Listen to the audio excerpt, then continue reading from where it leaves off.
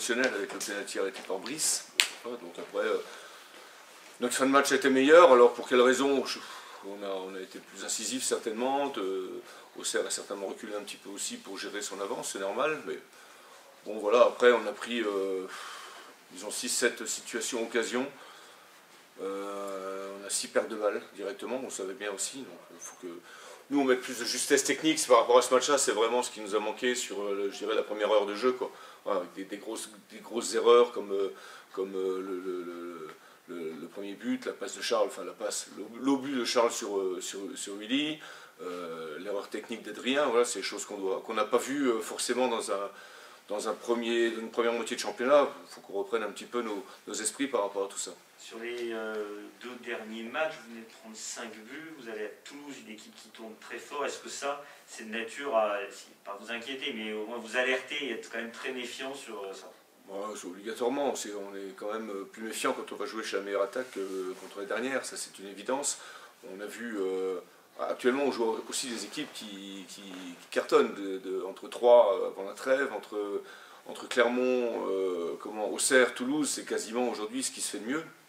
Donc c'est normal aussi qu'on soit plus en difficulté contre ces équipes-là. C'est raison de plus pour arrêter nos bêtises, je dirais. Parce que bon, Clermont c'était pareil en deuxième mi-temps. Je dirais que depuis 2 matchs, on a des choses qu'on n'a pas vues dans la première période. Des gens qui partent seuls au but du milieu du terrain. C'est arrivé 4-5 fois entre le match de Clermont et le match d'Auxerre. C'est beaucoup trop. Donc il faut qu'on soit bien meilleur sur ces phases de transition défensive quand on a perdu le ballon, qu'on soit beaucoup plus en alerte derrière et prompt à récupérer le ballon devant. Parce que là, on s'est quand même fait des frayeurs.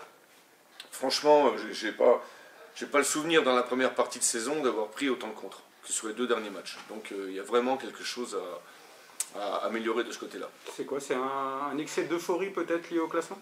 Peut-être aussi, parce qu'on sait qu'on ne prenait pas beaucoup de buts, donc on se dit voilà, bon, clairement c'est différent, on prend le premier but sur un coup de tête, sur un corner repoussé, mais c'est pareil, en deuxième mi-temps on peut en prendre 3, 4 de plus, avec des gens qui partent seuls, avec des mauvaises inspirations, attention, parce que ça arrive souvent sur nos défenseurs, notamment nos défenseurs centraux, et là il faut une capacité d'analyse de la situation supérieure à ce qu'on a fait sur les 2 derniers matchs. Ça c'est clair. Donc entre peut-être l'excès de confiance, entre le fait que, par exemple à domicile, on a encaissé très peu de buts, voilà, tout ça, ce sont des choses sur lesquelles vous pouvez surfer, bien évidemment, qui doivent vous donner de la confiance, mais surtout pas d'excès de confiance ou de choses comme ça. On n'en est pas là, hein, mais bon, inconsciemment, on pense qu'à un moment donné, ça va passer. Mais bon, aujourd'hui, actuellement, on joue des équipes d'un gros calibre, et il faut faire beaucoup plus attention. Toulouse, c'est plus la même équipe qu'en début de saison, en tout cas plus du tout la même dynamique.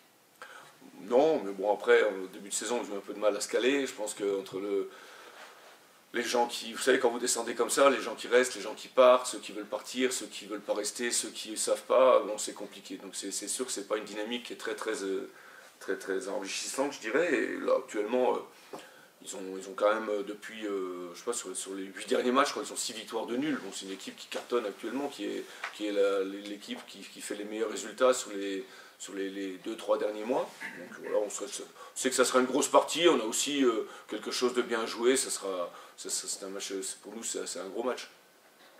J'espère que pour Toulouse aussi. C'est une équipe qui a montré qu'il pouvait être aussi en difficulté défensive, donc on peut s'attendre à un match, peut-être pas autant de buts que lors du match aller forcément, mais plutôt un match spectaculaire cette semaine. Ils prennent un peu aussi, mais ils marquent beaucoup de buts. Hein. Ils ont une force de frappe qui est assez impressionnante, beaucoup de pénaltys, voilà, donc des frappes de loin. Bon, on ne va pas tout détailler ici, mais ça vient un petit peu de partout. Ils ont des super joueurs offensifs, c'est clair, il y a de la vitesse, ça utilise bien les couloirs. Il y aura du taf. C'est le retour de Yorick Radek, qu'est-ce que tu attends plus particulièrement de lui?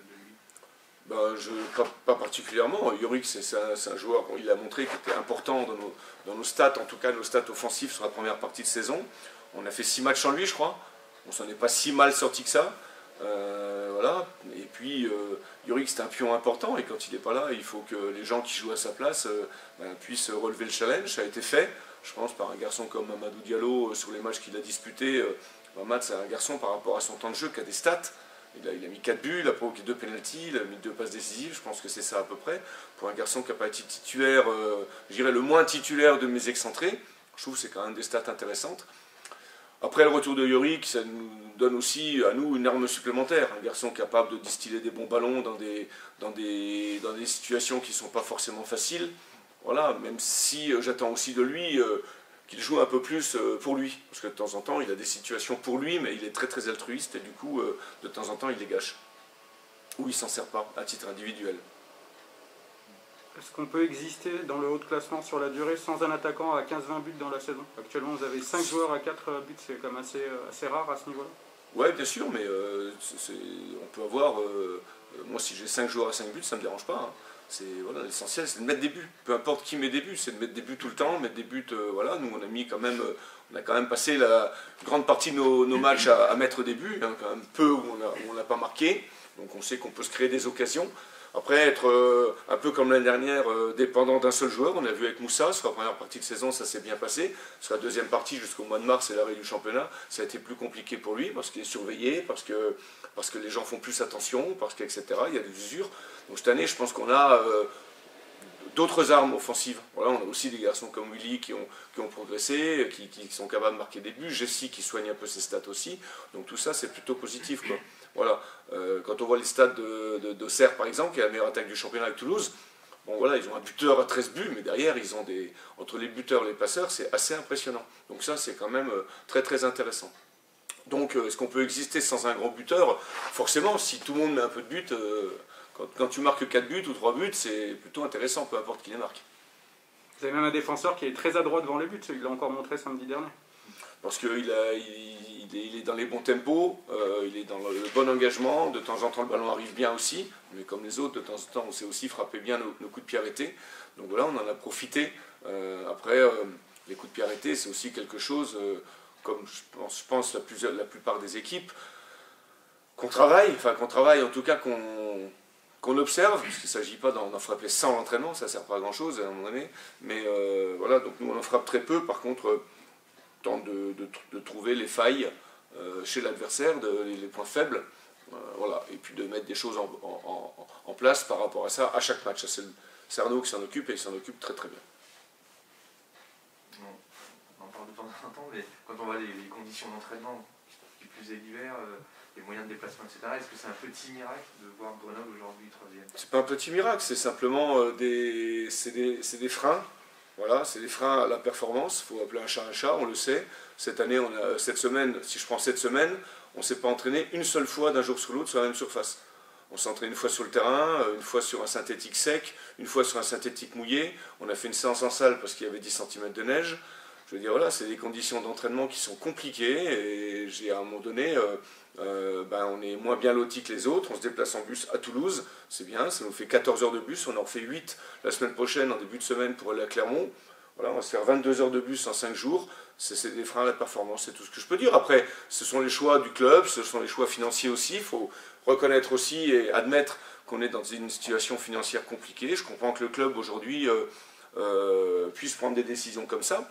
Après, on est moins bien lotis que les autres que les autres, en tout cas que les autres équipes de tête, dont on fait partie actuellement. Et il faut savoir que tous ces petits, alors c'est même plus du détail, mais toutes ces choses-là, cette accumulation de choses, à un moment donné, ça prend et ça perd des points. Ça, c'est une évidence. Comme le fait de s'entraîner sur un terrain qui n'est pas notre terrain de prédilection. À un moment donné, je le répète, c'est comme si les brûleurs de loups s'entraînaient sur de la glace synthétique toute la semaine pour jouer sur une glace réelle le dimanche ou le samedi. Donc voilà, on accumule les micro-traumatismes et on a des gens aujourd'hui qui sont incertains pour demain parce que voilà, les conditions d'entraînement, elles favorisent ce genre de petits traumatismes répétés, voilà. Le constat des résultats de Grenoble, alors moi je n'ouvre pas le parapluie parce qu'on est là pour avancer, mais le constat des résultats de Grenoble en hiver, je veux dire, c'est pas moi qui l'ai fait, il est fait depuis de nombreuses années. Sur les infrastructures et pas sur la question financière des déplacements, et sur les infrastructures, c'est quelque chose sur lequel le club travaille. Pour vous, c'est quelque part un frein à la croissance de ce club, c'est vraiment quelque chose d'impondérable pour franchir un palier, pour exister, voilà, c'est indispensable. À partir du moment où sur une structure, on ne peut pas lutter avec des clubs de moyenne classe, on ne parle pas d'exister comme Toulouse, comme Guingamp, comme un centre d'entraînement flambant neuf Guingamp par exemple, mais je veux dire, obligatoirement, je veux dire, les conditions de travail, dans n'importe quelle branche, quoi. Je veux dire, aujourd'hui, la secrétaire du maire de Grenoble, elle ne tape pas sur une machine à écrire. Hein. Bon, donc, je veux dire, à un moment donné, il faut des choses qui soient dans l'air du temps, c'est tout. Et dans l'air du temps. Aujourd'hui, nos structures, notamment notre terrain, on parle de notre terrain, je veux dire, aujourd'hui, avoir un seul terrain d'entraînement pour une équipe, c'est impossible, surtout ici, avec les conditions. Donc, bon, voilà, il y en a qui ont réfléchi plus avant, nous, on réfléchit aussi beaucoup, mais après, il y a beaucoup de paramètres, vous le savez bien, que ce soit politique, que ce soit d'autres choses, financières, qui font qu'à un moment donné, voilà, mais on fait le constat, et puis on avance, c'est tout, c'est pas la peine de pleurer, c'est comme ça, c'était comme ça l'année dernière, c'était comme ça il y a 2 ans, je parle de mon expérience. On avait encore notre Stade des Alpes qui était plutôt bon et maintenant qui est mauvais, donc maintenant on a même plus ce petit plaisir aussi le samedi de pouvoir jouer sur un très bon terrain, parce que là je ne sais pas ce qui s'est passé, mais il est complètement foutu.